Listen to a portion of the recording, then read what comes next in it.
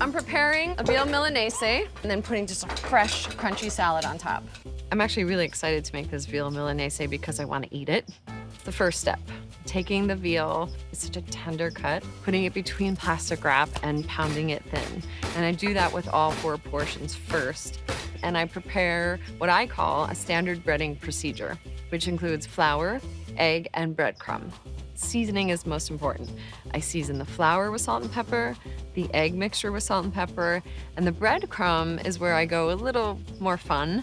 I add in Parmesan cheese, chopped parsley, and salt and pepper as well. So you made it a little Italian. I made it a little Italian. Right. But I also like the fat from the Parmesan in here. Right. You know, it makes it I really agree. moist No and panko. juicy. No. This is straight, regular breadcrumb. Okay. No panko on this. I want it to be fine, and because I'm gonna finish the pan with butter and lemon, I want that to become... So thin and fine and not overly crunchy. No, Okay. I want that to stick on. I like want it it. to be a fine I coating. like it, I like it. I take the veal that's been pounded thin, season the meat, put it into the flour, pat any excess flour off of it, go into the egg mixture, try and keep one hand dry and one hand wet.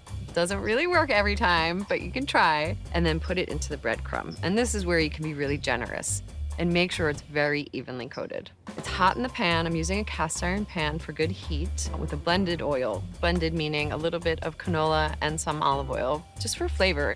I start on one side, let that get really brown, and by the time I flip it over and brown the other side, it's essentially gonna be cooked. The key then is to put a dollop of butter into that pan, and the butter gets brown and bubbly, and it stays in the nooks and crannies of the breadcrumbs all over the veal Milanese. And when I remove it from the pan, I take a little bit of that butter out and pour it over, just to make sure it's buttery and nutty and crispy and crunchy.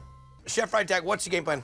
I'm making this salad. You're gonna tell me if this needs any seasoning. Oh, this just needs all of me. Yeah. So what I did was I shaved fennel, I shaved radishes, I have olives, I have tomatoes. I put the vinaigrette on that first.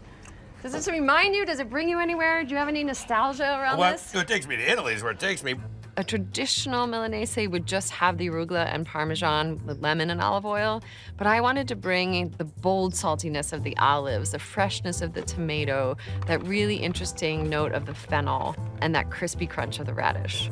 These cutlets, perfectly browned, this Building. beautiful acidic salad with the tomatoes and the calamatas, a little bit of that shaved Parmesan, the peppery arugula. What about this? Layering that up, that's all me. What about that? I will tell you something, that veal cutlet with that salad on top, so good.